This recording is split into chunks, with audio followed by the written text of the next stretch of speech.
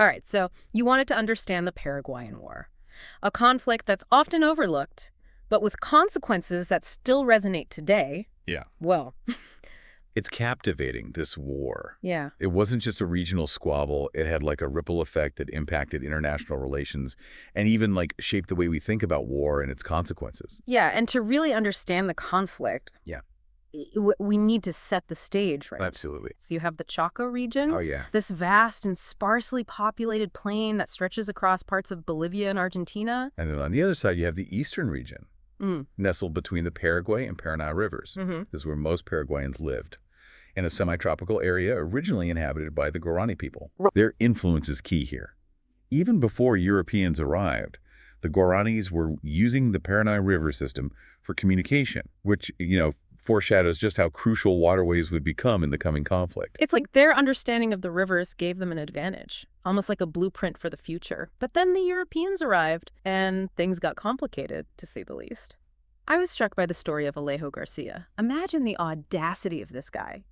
Back in 1525, he traveled up those very rivers, the Paraná, Paraguay, and Pilcomayo, all the way to the Inca Empire. It's an incredible journey. It highlights the vast distances and early connections between these areas, setting stage for centuries of interaction and, unfortunately, conflict. Right. And this exploration led to another layer of complexity, the establishment of Jesuit missions in the region. Oh, interesting. These missions, intended to convert the native population to Christianity, became points of contention between the Spanish and Portuguese empires, a conflict that would continue even after the South American nations declared their independence. Okay, so we've got this complex mix of indigenous populations, European colonialism, and a fight for control over resources and territory. It's a powder keg just waiting to explode.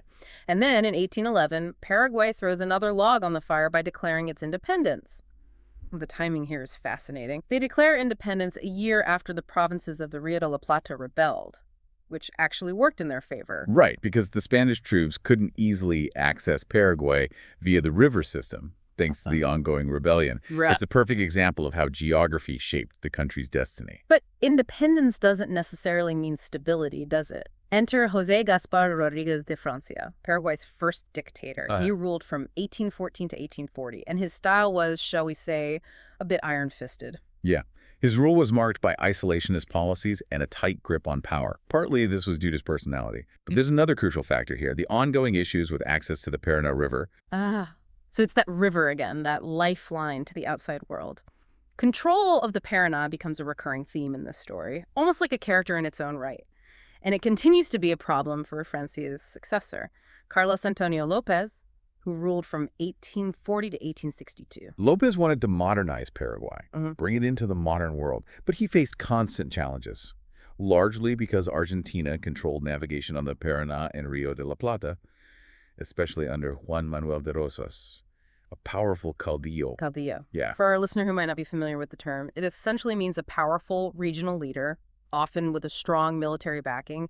They played a huge role in South American politics during this period. Exactly. Yeah. And Rosas' control over the river system was a major bottleneck for Paraguay's development. It's almost like being stuck in a traffic jam on the highway to progress. And this is where our story takes a dramatic turn, setting the stage for the key figure in this war's outbreak, Francisco Solano López, son of Carlos Antonio López.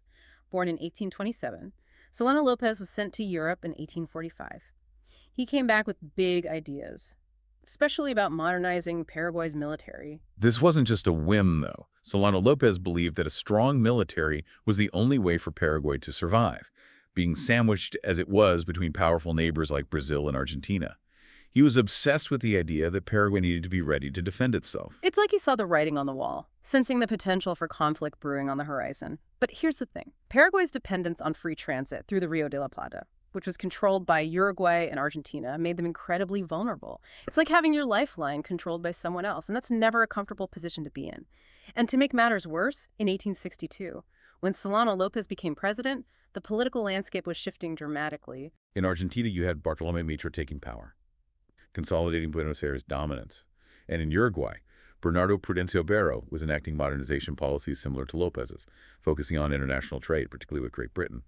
The region was a tinderbox, with all these competing interests and ambitions vying for control. And then in 1863, that tinderbox ignites.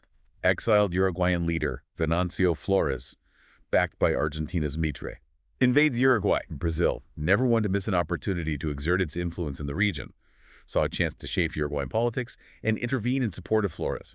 It was a bit of a déjà vu moment, harking back to their earlier occupation of Uruguay from 1816 to 1828. So we have this tangled web of alliances and rivalries, with Paraguay caught right in the middle. And Solano Lopez, watching this unfold, is getting increasingly nervous. He sees this intervention as a direct threat to Paraguay's trade routes, that vital lifeline we keep talking about. And that's when he makes a decision that will change the course of history. Some might call it bold, others might call it reckless. In November 1864, Solano Lopez declares war on Brazil. He's essentially rolling the dice, gambling that a decisive military action will force Brazil out of Uruguay and secure Paraguay's interests. He launches an invasion of the poorly defended Mato Grosso province, a move that will set the stage for one of the most devastating conflicts in South American history. And that's where we'll pick up next time, exploring the formation of the Triple Alliance and the brutal war that followed. Sounds good. Last time we left off with Solano Lopez making that fateful decision to declare war on Brazil. It was a gamble driven by his determination to protect Paraguay's interests, but a gamble that would ultimately backfire, leading to the formation of the Triple Alliance. Yeah, it's like watching a line of dominoes fall. Brazil, understandably not thrilled about being invaded, joined forces with Argentina under Mitre and Uruguay, now under the leadership of Venancio Flores. The stage was set for a brutal showdown, and the Academia Play video really lays out the complexities of the conflict that followed. The video breaks the war down into 4 distinct phases, and each one reveals a different aspect of the struggle. It's like a boxing match, with both sides landing blows and trying to gain the upper hand. In the first phase, we see Paraguayan forces making some initial advances into Argentina. It seems like Lopez's gamble might pay off. But the Allied forces weren't going to go down without a fight. The Battle of Riachuelo in June 1865 proved to be a turning point. The Allied Navy secured a decisive victory, cutting off crucial supply lines and dealing a major blow to Paraguayan momentum. And with the siege of Uruguay lifted, the tide began to turn. And it's at this point that we start to see the truly brutal nature of this war. The video mentions that surrendered Paraguayan soldiers were given a horrific choice: join the Allied army or face enslavement.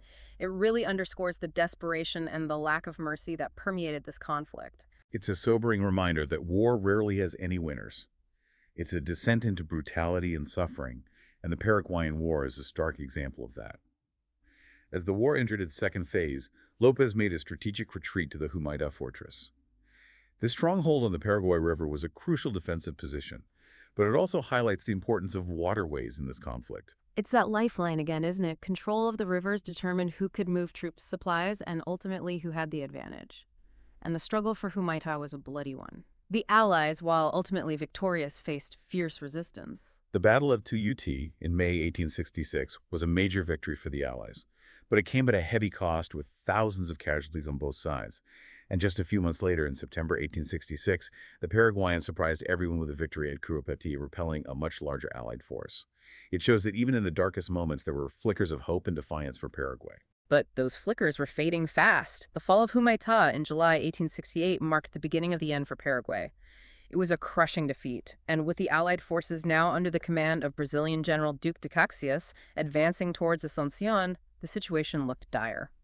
The third phase of the war saw the conflict intensify, culminating in the destruction of Asunción, Paraguay's capital. It was a symbolic and strategic blow, demonstrating the Allies' determination to break Paraguay's resistance. But it wasn't just the external pressures that were tearing Paraguay apart. Right. The video talks about how internal turmoil was also brewing. There was a conspiracy against Solano Lopez, and the subsequent executions created an atmosphere of fear and paranoia. Imagine the pressure cooker that Paraguay was in, with enemies at the gates and suspicion and distrust simmering within. It was a perfect storm of challenges, and it's hard to imagine the toll it took on the Paraguayan people. They were caught in the crossfire, their lives upended by a conflict that seemed to have no end in sight. And as the war entered its final phase, the Campaign of the Hills, that toll became even more tragic. Caxias, relentless in his pursuit of Lopez, pushed deeper into northeastern Paraguay, leading to a series of defeats for the dwindling Paraguayan forces.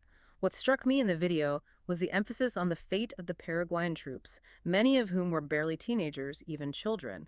Poorly armed and facing a superior enemy, they were massacred or enslaved. It's a heartbreaking image that really captures the human cost of this war. The video doesn't shy away from those difficult details, and it's important that we don't either. It's a reminder that war isn't just about battles and strategies. It's about lives lost, families shattered, and a generation scarred by violence. And finally, in March 1870, the war reached its tragic conclusion. Solano Lopez, the man who had ignited the conflict, was killed at Cerro Corá, his death marking the end of Paraguayan resistance. But the cost of that resistance was immeasurable. The peace treaty that followed was predictably harsh. Paraguay, already devastated by the war, was burdened with war debt and forced to cede large swaths of territory to Argentina and Brazil. It was a crippling blow, stripping the nation of its resources and hindering its ability to recover. And the human cost was simply staggering. The video highlights the demographic devastation that Paraguay suffered. Imagine it's estimated that between 60% and 90% of the male population perished in the conflict. It's hard to even comprehend the scale of that loss. It's a stark reminder of the brutality and lasting impact of war, and it sets the stage for the complex legacy that the Paraguayan War left behind. A legacy we'll explore in our next segment.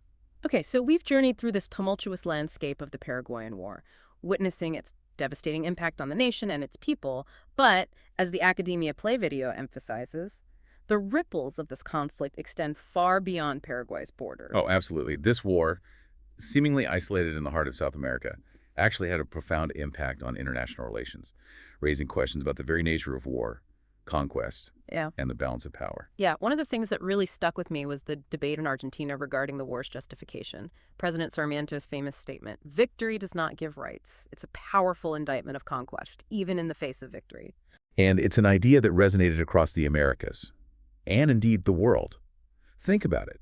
The Paraguayan War, with its horrific death toll and its devastating consequences, occurred just a few decades before the international community began formally outlawing wars of conquest.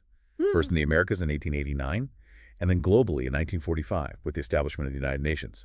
It's like this war served as a stark warning, a bloody lesson about the futility and barbarity of using force to achieve territorial gain.